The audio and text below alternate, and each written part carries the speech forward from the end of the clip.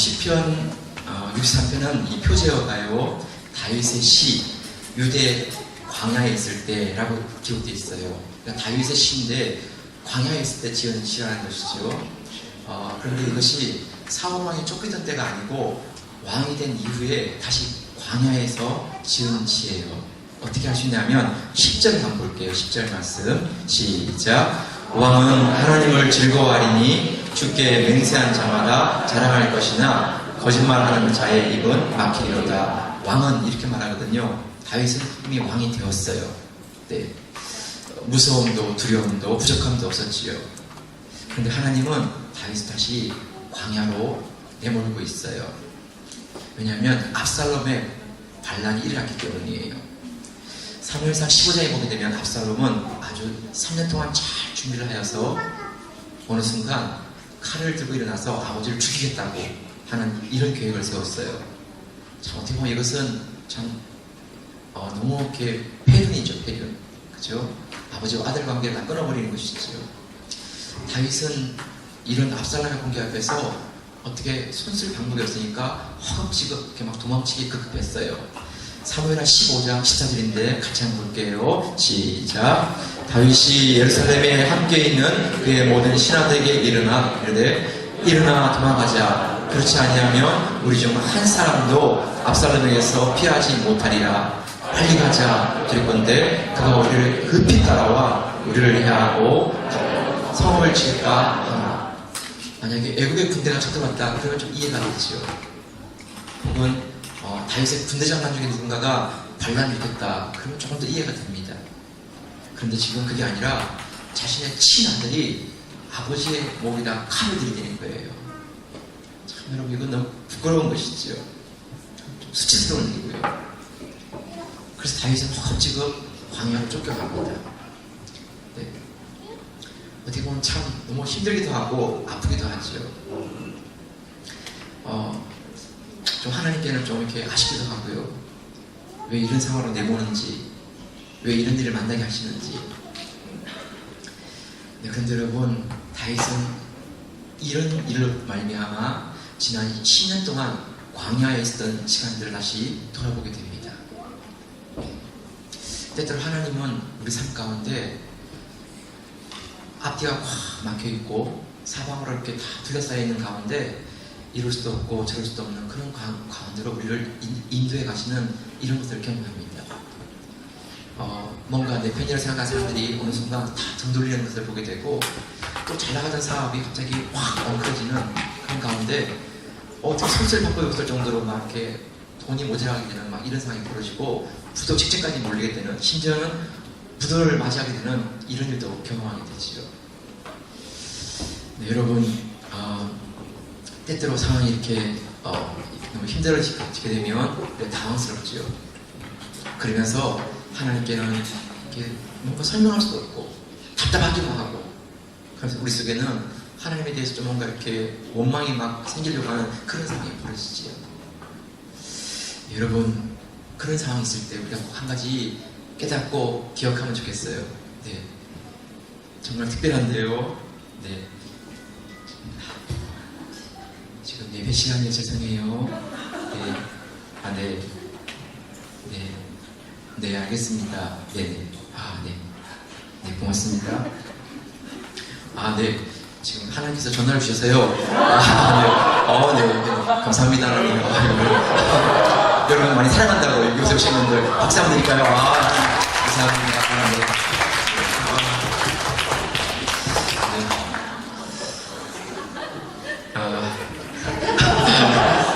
지금 네, 어디로 가야 될지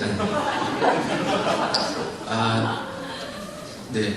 하나님께서 우리를 광야를 이렇게 인도하시는 것은요, 하나님께서 나에게 말씀하고 싶은 게 있으신 거예요. 우리를 왕궁에 두시지 않고 광야로 인도하시는 것은 왕궁이 아니라 광야에서 우리를 만나기 원하시고 우리에게 말씀하기 원하시는 거예요. 네, 여러분 결코 서운해하거나 하나님 앞에 원망하거나 하지 마시고요. 하나님께서 말씀해 주시는 그 앞에 우리가 나가서 그분의 말씀을 들을 수 있는 귀한 시간으로 우리가 맞이하면 좋겠습니다. 하나님은 어떤 것을 말씀하실까요? 오늘 본문에서. 네, 첫 번째가 뭐냐면 하나님께 집중하기 원하세요. 네, 그만할게요. 아, 여보 죄송해요.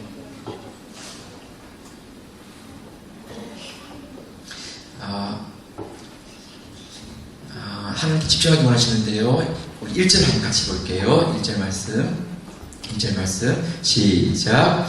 하나님이여 주는 나의 하나님이시라. 내가 간절히 주를 찾되 우리 없어 마르고 황폐한 땅에서 내 영혼이 주를 갈망하며 내 육체가 주를 악모하나이다. 여러분 왕궁에 있을 때에는 이런저런 일들을 돌아보고 하다 보니까 챙겨야 할 일이 참 많아요. 왕으로서 나라도 백성도 가정도 잘 돌봐야 되지요. 애굽에서 전차를 몇 대를 사와야 할까? 북방에 있는 아람 군대는 어떻게 막아야 할까? 애국과는 또 어떻게 외교하면서 힘의 관계를 유지할까?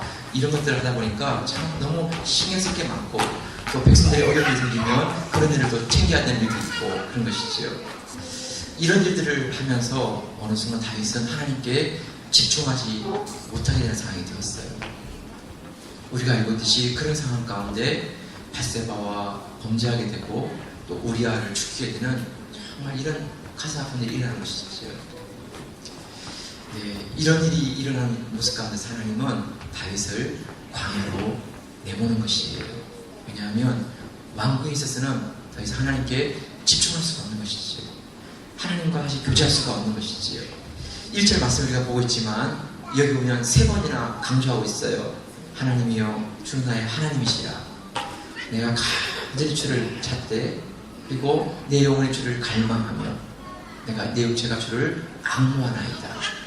네, 이 짧은 한 절 말씀에서 3번이나 그 마음 가운데 하나님을 다시 찾게 되고 하나님의 마음을 사모하게 되는 이런 절박한 모습이 나오고 있어요. 네, 여러분 우리가 하나님을 찾을 때가 언제냐면 입시를 앞두고 있을 때, 연주를 앞두고 있을 때, 직장을 구할 때, 결혼할 때, 집을 구할 때, 혹은 자녀가 태어날 때, 그때 우리가 정말 간절하게 주님을 찾습니다. 그런데 그 시간이 지나면 다시 하나님을 잃어버리는 것이죠. 그 간절함을 놓치는 것이죠. 네, 여러분 우리가 삶이 분주하다 보면 하나님 찾지 못하게 되고 그러면서 이렇게 분주한 삶 가운데 계속 이렇게 막 굴러가는 것입니다. 뭔가 이렇게 멈추고 싶은데 잘 되지가 않는 것이죠. 왜냐하면 눈 뜨고 나면 또 해야 되고 눈 뜨고 나면 뭐 또 급한 일이 있고 이런 삶이 계속 우리를 이끌어가는 것이지요. 네, 여러분 그때 하나님께서 우리에게 우리 삶을 잠시 멈추게 하시고 우리를 광야로 옮기는 것입니다. 왜냐하면 무엇이 우선순위인가, 무엇이 중요한가 하는 것들을 돌아보게 하는 것입니다.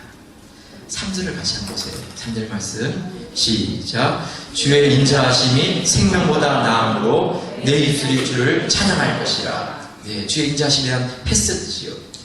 변함이 없는 사람, 끊을 수 없는 사람. 네, 생명은 목숨이죠. 그런데 이 세상에서 가장 소중히 여기는 그 생명보다 주의 인자하심이 내 생명보다 나음으로 이렇게 말씀하고 있어요. 여러분 우리 인생은 길어도 70이고 80이고 더 많이 살면 100년입니다. 100년이면 우리 생명이 끝나는 것이지요. 그런데 하나님의 인자하심은 100년이 아니라 우리를 향한 영원하심이라는 거예요. 네, 이 땅에 사는 동안만 있는 게 아니고 이 땅의 삶이 끝난 이후에도 하나님의 그 햇새들은 영원히 변하지 않은 가운데 끊을 수 없는 사랑, 포기하지 않는 사랑으로 우리에게 다가오신다는 거예요.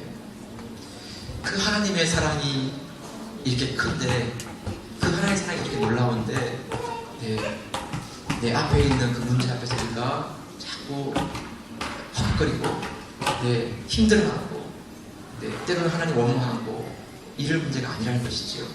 하나님의 햇새들은 우리 생명보다 더 크고 놀라운 가운데 우리에게 부어주시는데, 그런 하나님이라면 우리를 그냥 내버려 두실 분이 아니라는 것이지요. 여러분, 다윗이 광야에 나와보니까 비로소 목숨보다 중요한 것이 하나님의 인자하심이고 왕국에 있어서 삶보다 더 중요한 것이 하나님의 인자라는 것을 깨닫게 되었어요. 내가 누리는 것, 내 생명보다 더 소중한 것은 주의 인자하심입니다. 이걸 보게 되는 것이지요. 네, 여러분 우리는 조금 더 벌기 위해, 조금 더 성공하기 위해 조금 더 안전한 삶을 위해서 우리는 분주하죠. 막 이렇게 조금 더 열심히, 조금 더 바쁘게, 조금 더 애를 쓰고 수고하고. 그러는 어느 순간 하나님의 인자하심을 잊게 되는 것이지. 그런 우리를 보시고 하나님은 다시 우리 삶을 광야로 인도하시는 것입니다. 그리고 비로소 우리 안에 정말 가장 소중한 게 무엇이고 우리가 붙들어야 할 게 무엇인지를 보게 하는 것이지.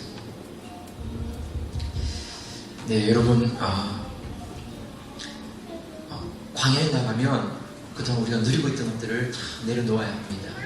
편안함도, 안락함도, 네, 또 부유함도. 우리는 이것이 없으면 막 죽는 것처럼 막 느껴지는데요. 광야로 딱 나가면 이 어느 것도 우리에게 있어지는 게 아니지요. 다 거두어지는 것이지. 그럼 못 살 것 같아요. 살 수가 없을 것 같아요. 근데 아닙니다, 여러분. 주의 인자하심은 생명보다 나은 것입니다. 주의 인자하심 우리와 함께하는 것입니다. 누구에게 도움을 청할 수도 없고 어디 가서 물 마시는 것도 구할 수 없는 그런 상황이라 할지라도 주의 인자하심으로 말미암아 그 가운데 우리를 보호하시고 인도하시는 하나님의 손길을 보게 되는 것이지. 네, 여러분, 광야는 누구나 힘듭니다. 네. 그런데 꼭 한 가지만 기억해 주세요. 광야는 걸림돌이 아니에요. 광야는 디딤돌이에요. 하나님 같이 붙잡을 수 있다면 하나님 그 다음으로 나가게 하세요. 그런데 아무리 잘 되어도 하나님을 놓쳐버리고 있고 하나님 잊고 있다면 여러분 그것은 아무것도 아니에요. 다시 광야에서 그 하나님의 우선순위를 붙잡고 하나님 다시 바라볼 수 있고 붙을 수가 있다면 하나님 그 다음으로 이끌어가세요. 여러분, 우리 믿음을 좀 다시 한번 선포할 수 있고 또 우리 믿음을 다시 새롭게 할 수 있는 바로 그 자리, 그것이 광야예요. 여러분, 황석주 박사라는 분이 쓴 절대감사라는 이 책을 이렇게 한번 소개했는데요. 그 다음에 이 책 한번 다시 한번 소개할게요. 125쪽에 나오는 내용인데 이분은 서울대 의대, 또 일용생시, 꿈의 학교장, 사랑의 병원장, 꿈이 있는 교회 담임 목사. 경력이 되게 화려해요, 이분은. 네. 근데 아마 이분 다시 한번 오실 것 같아요. 네. 한번 모시도록 할게요. 이분의 삶에 있었던 이런 삶의 과정 속에서 이분이 125쪽에서 이런 글을 기록하고 있어요. 가정폭력으로 어머니를 수차례 때리신 아버지. 중학교 시절 큰 실수도 아닌 것으로 내 뺨을 그렇게도 휘갈긴 선생님. 고등학교 때 나를 왕따시킨 친구들. 대학 시절 어머니 빚을 갚으라고 나를 법정에 세웠던 채권자들. 전공의 시절 내게 모욕을 주었던 선배들. 비즈니스 현장에서 만난 욕심에 눈이 먼 사람들. 사업을 하는 동안 나를 거짓으로 비방하고 사실을 왜곡시켜 고통을 준 경쟁자들. 나는 이들을 활약하신 하나님께 감사드립니다. 이들을 통해 나의 연약함과 이기적인 모습을 철저히 보게 되었고 그러므로 주님만 의지하게 되었다. 결론적으로 내게 고통과 상처를 준 사람들은 다 나를 성장시킨 사람들이다. 그 중에는 나를 지독하게 성장시킨 사람들도 있다. 네, 여러분, 하나님께서 어느 순간 우리 삶을 광야로 이렇게 이끌어 가세요. 네. 긴 광야 시간도 있지만 어떤 경우는 짧은 시간 우리를 광야로 다시 이끌어 가세요. 왜냐하면 그 광야에서 하나님을 바라보게 하시고 하나님께 집중할 수 있는, 하나님을 붙잡을 수 있는 마음을 새롭게 하시기 위함이에요. 네, 여러분, 우리 삶 가운데 하나님께 집중할 수 있는 그런 귀한 광야 시간 되시기를 축복합니다.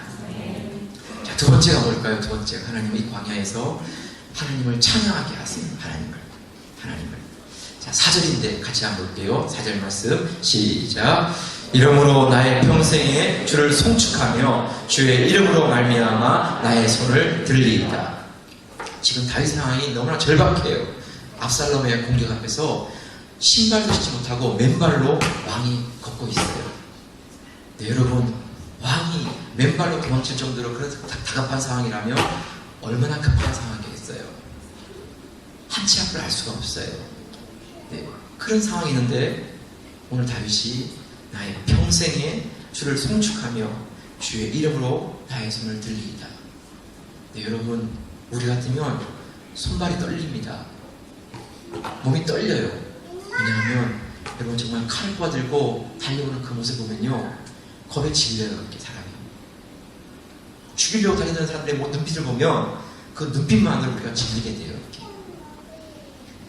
그런 상황에서 여러분 어떻게 찬송이 나와요? 어떻게? 내 평생에 주를 송축하며 주의 이름으로 말미암아 내 손을 드나이다. 어떻게 이게 나와요? 네, 여러분, 우리의 믿음의 싸움의 가장 중요한 부분은 우리의 시선이에요. 시선. 네. 눈앞에 있는 현실을 볼 것인가? 아니면 우리와 함께 하시는 하나님을 볼 것인가? 완전 이 두 가지가 우리의 싸움이에요. 네. 우리는 일이 잘 풀리면요, 너무너무 즐거워해요. 신나하고. 그런데 일이 잘 풀리지 않으면 불이 푹 죽어요. 이렇게 의기소침하고, 왜 이렇게 안 되는 거야? 하나님 진짜 함께 하시는 거야? 이러면서 이렇게 어깨가 푹 쳐져요. 네, 여러분, 한 가지만 꼭 마음가짐에 기억하면 좋겠어요. 정말 숨쉬기도 힘든 그때가 진심으로 하나님을 바라보고 찬양하는 시간이에요. 일이 잘 되기 때문에 찬양하는 게 아니에요. 그건 당연한 것이죠. 근데 정말 하나님을 찬양하는 것은 우리가 정말 찬양할 수 없는 그 상황 가운데 믿음으로 하나님을 높여드리는 것이죠. 하나님 지금 살아계시고, 하나님 지금 역사하시고, 지금도 저희를 붙잡아 주십니다. 그걸 바라보면서 찬양하는 것이죠. 네, 여러분, 사도행전 16장 25절 20절 하신 말씀이지만 같이 마치볼게요. 시작. 한밤중에 바울과 실라가 기도하고 하나님을 찬송하며 제수들이 듣더라.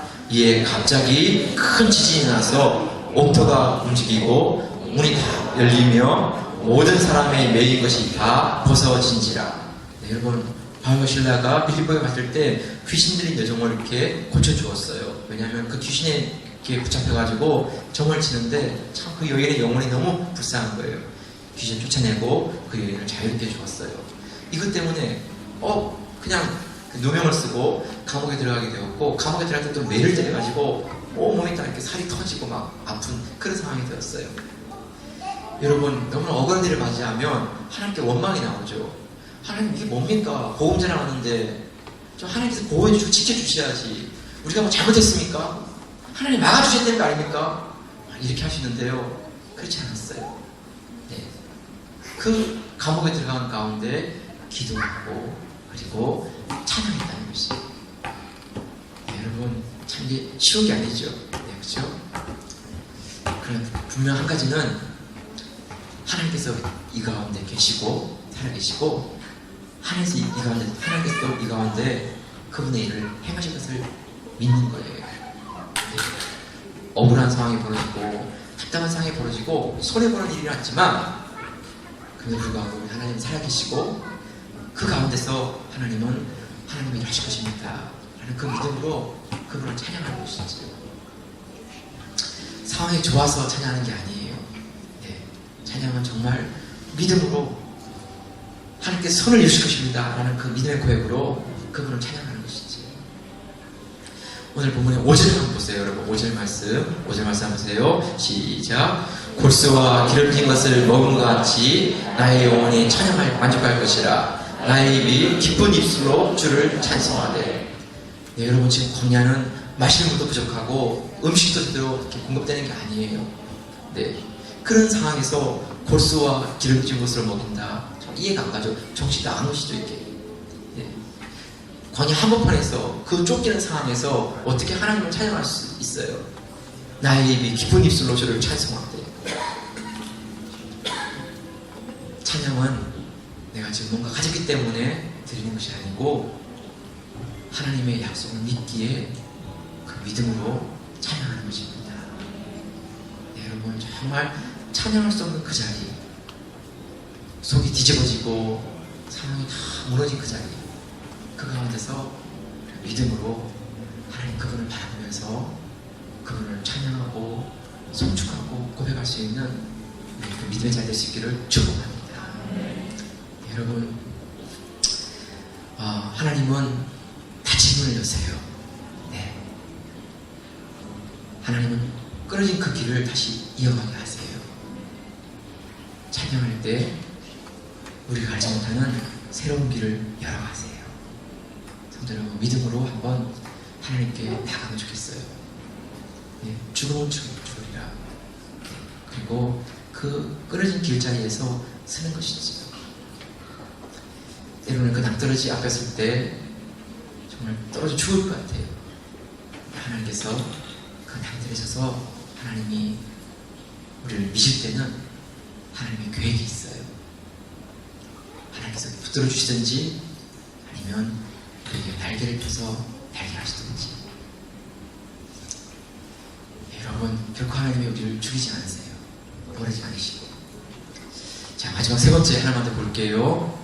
세 번째는 하나님과 친밀하게 하세요. 하나님과 친밀하게.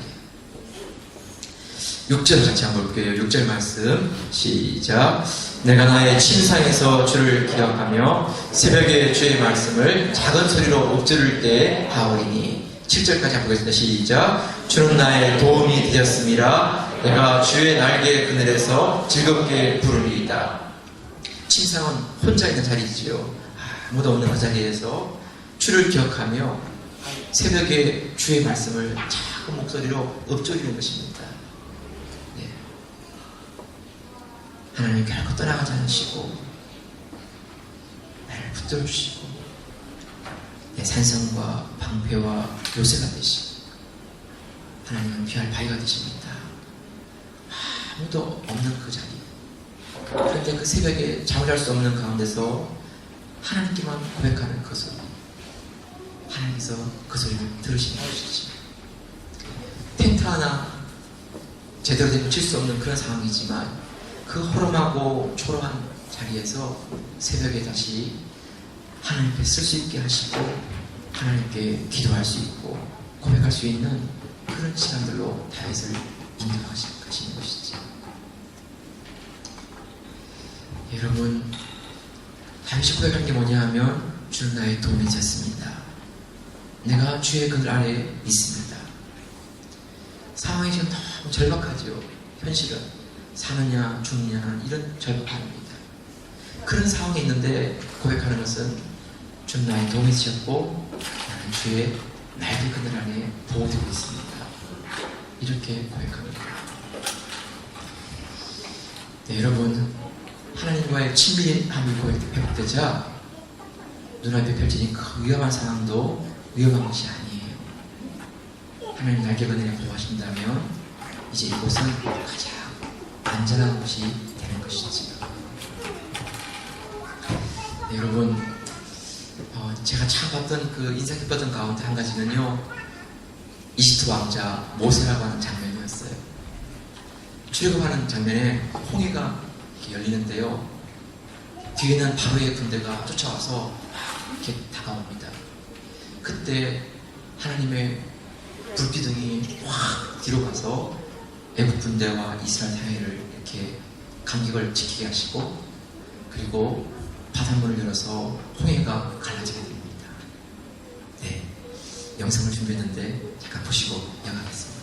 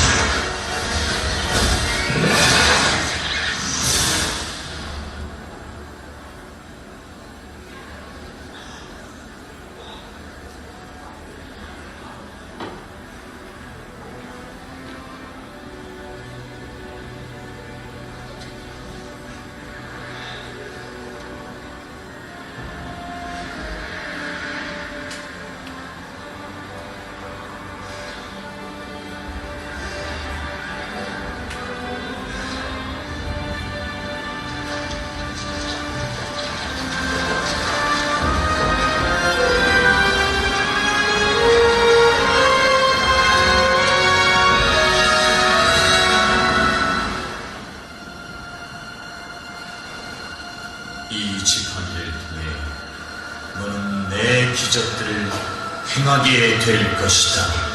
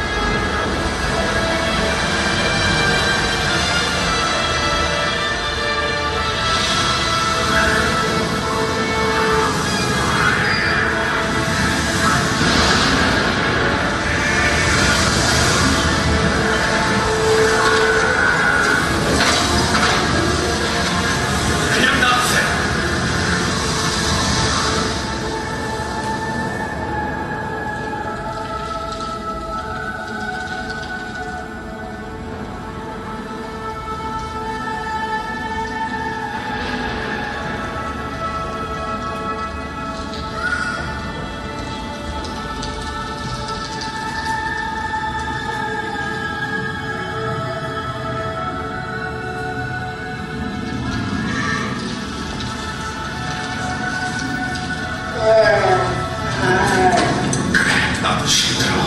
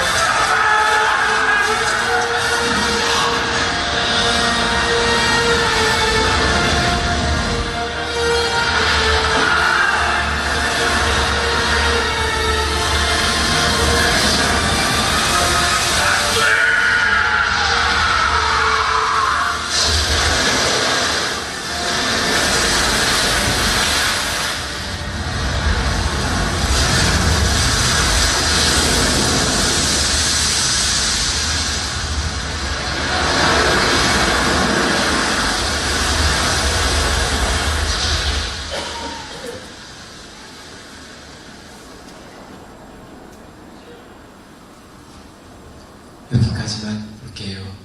네. 이 장면에서 저한테 정말 인상 깊었던 것은 그 좌우의 벽이 선 그 물가에서 커다란 고래가 슥 지나간 장면이었습니다. 그건 성경에 안 나오거든요. 근데 이 아이들을 어떻게 이 사람이 생각했을까? 아이가 그 모습을 보고 두려워서 이렇게 하니까 엄마가 그 아이를 품어줍니다. 여러분, 이 상황은 아이에게도 어른에게도 모두 정말 그 다리가 떨리는 상황입니다. 커다란 모리사인에게 언제 덮을지 모르죠. 뒤에 있는 애국의 군대가 언제 뛰어들지 모르죠. 가야 되는데 옆에는 거대한 고래가 몇 마리 다른 작은 물고기들이 끌면서 쓱 지나가는데 만약에 물이 연결되기만 하면 다 죽는 것입니다. 그런데 여러분, 어떻게 보면 가장 위험한 그 자리를 지나고 있는데 또 다른 생각해보면 하나님께서 이 모든 것들을 이끌어 가신다면 지금 이 자리가 가장 안전하고 보호받는 자리인 것이지. 사람들보다는 너무나 위태위태하게처럼 보일지 모르지만 네, 하나님은 그 백성을 보호하시고 인도하시면서 그 고래의 큰 물고기로부터 뒤에 있는 애고의 군대로부터 양쪽에 서 있는 그 물벽으로부터 보호하시면서 그 백성을 이끌어가는 것이지. 네, 여러분, 하나님과의 친밀함이 회복되면, 하나님 그분 안에 있다는 고백이 들면 그 다음은 두렵지 않습니다. 여러분 2절을 같이 보고 마치할게요. 2절 마저 보고 마무리할게요. 2절 시작. 내가 주의 권능과 영광을 보기 위하여 이와 같이 성소에서 주를 바라보았나이다. 네, 여러분, 다윗은 자신이 성소에서 보았던 그 주의 권능과 영광을 이 광야에서도 보기 원한다고 고백합니다. 그런데 이 말씀을 조금 더 다르게 해석하면 이런 뜻입니다. 이 광야는 주의 권능과 영광을 보는 성소입니다. 성소에서만 주의 영광과 그 권능을 보는 게 아니라 이 광야에서 주님과의 친밀함이 회복되니까 이 광야가 성소가 되는 것입니다. 네, 여러분, 성도 여러분, 광야는 참 두렵지요. 그리고 광야는 참 외롭습니다. 누구도 도와줄 수 없고 알아주지 못하는 그런 것이지. 그렇지만 그 자리에서 하나님과 함께할 때 광야는 성소가 됩니다. 하나님과의 친밀함이 회복될 때 그 자리에서 하나님을 찬양하고 주님의 영광을 노래하는 그 자리가 되는 것이죠. 여러분, 우리 삶 가운데 우리가 생각할 때마다 나는 광야에 있습니다, 그런 마음이 들면 우리가 그 광야를 성소로 바꾸기 위해서 하나님의 성소로 나아가기 원합니다. 하나님과 친밀하게 우리에게 주어질 때 하나님 광야를 성소로 바꿔주십니다. 말씀 마무리할게요. 여러분, 우리가 신앙생활하는 가운데 우리 삶에 고단할 때가 있습니다. 어떤 경우는 설명할 수 없는 어려움이 다가와서 이럴 수 없고 저럴 수 없는 가운데 다 이렇게 붙들려 있는 이런 순간이 있지요. 그때 우리가 참 무기력해지기 쉽고 의기소침해지기 쉽습니다. 성도 여러분, 그때 우리가 오늘 말씀 기억하면 좋겠습니다. 성소 같은 광야에 있지만 하나님을 다시 예배할 수 있고 하나님 찬양할 수 있는 주의 영광과 권능을 볼 수 있는 그 자리로 바꿔가기를 사모합니다. 하나님 한 분을 찬양하고 하나님과의 친밀함이 회복되는 그런 자리 될 수 있기를 축복합니다.